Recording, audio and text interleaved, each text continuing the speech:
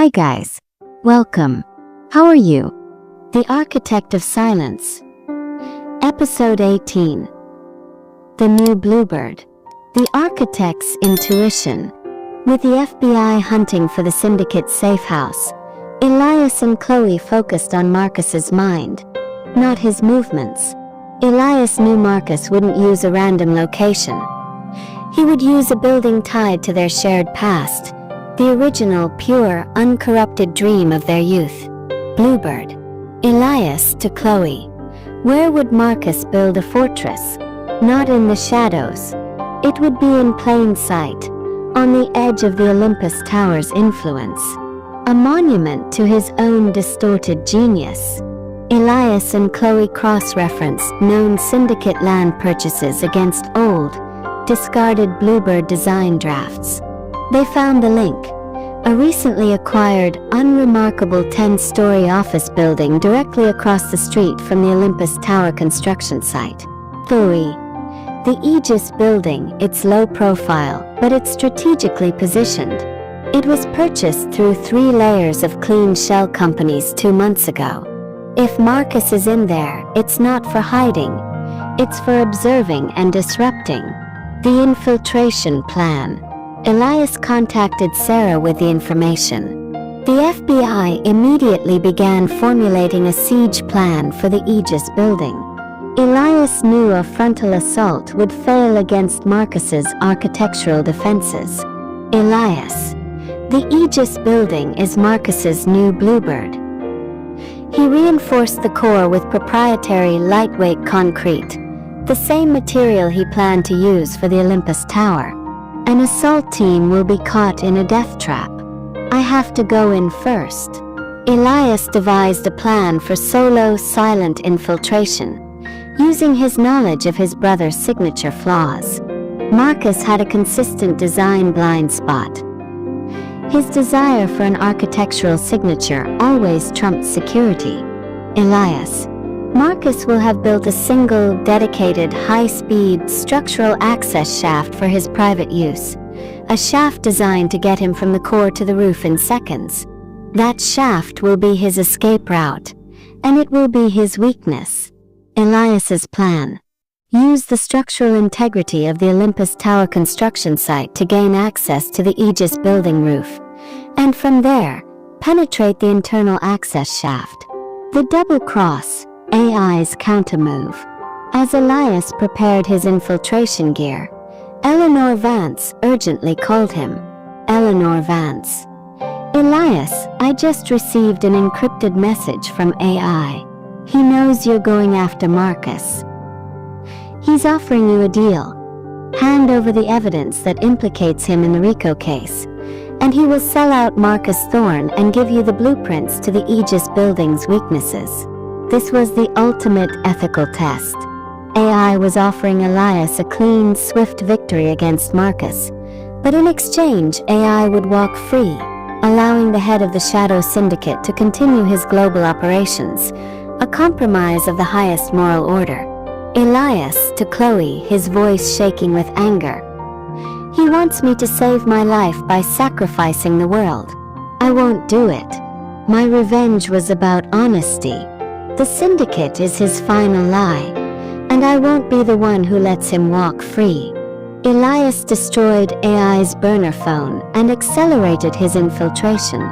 He chose integrity over expediency. The rooftop jump cliffhanger. Under the cover of a major storm, Elias ascended the exterior construction elevator of the Olympus Tower. The structure now stood high enough to overlook the Aegis building across the street. The gap between the 2 buildings was a terrifying 60 feet wide. Elias had prepared a specialized carbon fiber grappling launcher that could bridge the distance. He stood on the unfinished steel beam of the Olympus Tower, the rain lashing against him, looking across at the Aegis building. He targeted the structural access ladder near the Aegis rooftop access panel, the only point of entry. Just as he was about to fire the launcher, he saw a light flicker in the Aegis penthouse. Marcus. Marcus wasn't just observing. He was waiting. He had anticipated Elias's high-altitude maneuver. Marcus, through a digital voice amplifier that echoes across the gap. "Hello, brother. Did you really think you could build a monument without me noticing the view? You're a spectacular architect, Elias, but you're a predictable man. The moment you land, the entire rooftop is rigged to overload the structure's core. Come across, Elias. Let's finish the game." CH. Elias grips the grappling launcher, knowing that Marcus has turned the entire Aegis building into an elaborate, self-destructing trap.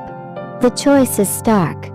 Jump and risk total structural failure, or let Marcus escape forever. The storm rages, and Elias jumps into the void. The trap genius. The crossing. Elias fired the grappling launcher, the carbon fiber lines screaming across the torrential rain. He swung across the 60-foot chasm, crashing hard onto the Aegis building's roof access panel. He immediately detected the trap Marcus spoke of, pressure sensors embedded in the roof plating, designed to trigger an overload in the Aegis building's core electrical hub. Marcus's signature move. Elias. Internal monologue. He's always looking for the electrical shortcut. Marcus rigged the roof to make me run, forcing me onto the unstable access shaft. I won't play his game. Elias moved not on the floor, but along the thin, structural support beams lining the edge of the roof, beams that were too thin to trigger the ground sensors. He found the concealed hatch leading to the internal access shaft. The vertical gauntlet. Elias rappelled down the vertical access shaft, moving quickly and silently. This was Marcus's emergency exit, but it was also a booby trap.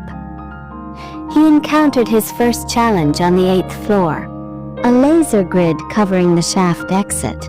Marcus hadn't designed it to kill. He designed it to isolate. Elias. Marcus is separating me from the ground team. He doesn't want the FBI in here. He wants me.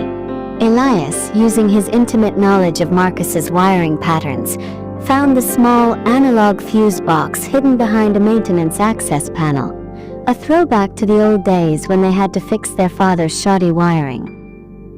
He cut the power to the laser grid, but in doing so, he activated a secondary defense. A highly concentrated cloud of industrial-grade knockout gas began to flood the shaft below him. The intercepted call. Elias had to descend to the gas-filled floor, knowing he had limited time before he passed out. He landed on the 5th floor, immediately installing a sealed, portable respirator. He realized he was at the Syndicate's main operational level. Marcus had placed his command center there. Elias listened in on a comms line. It was Marcus talking to AI. Marcus, voice smug, arrogant. The architect is caught in the trap. He's on floor 5. I've sealed the exits. Once he passes out from the gas, I'll clean the building and meet you at the extraction point. I did your job, broker. Now you pay me. AI, digital voice, excellent work, Marcus. The extraction is a private submarine from the docks. Your father's fate will be sealed, and your freedom secured. I will transfer your first payment upon visual confirmation of Vane's neutralization. The confirmation. AI had promised to sell out Arthur Thorne to the authorities in exchange for Marcus's final service. The father's survival was dependent on the son's betrayal. The last room, cliffhanger. Elias moved to the command center. He found Marcus alone in the room, illuminated by the glow of 3 massive screens. Marcus was packing a briefcase, the Syndicate's final ledger, containing all the information needed to expose the broker. Marcus turns, holding a pistol. You made it, Elias. Impressive, but you're too late.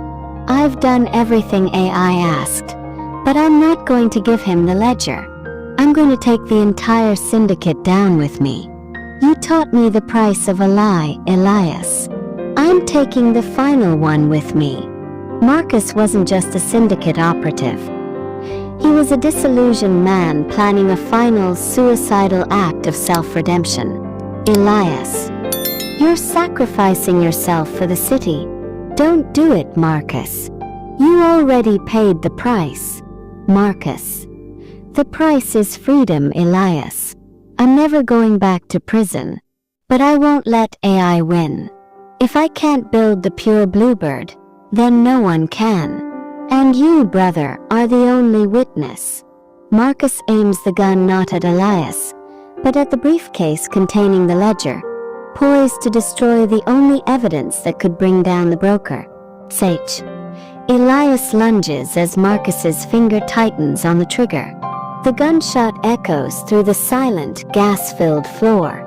The screen cuts to black on the sound of the single deafening shot, leaving Marcus's fate, and the fate of the final ledger, entirely unknown.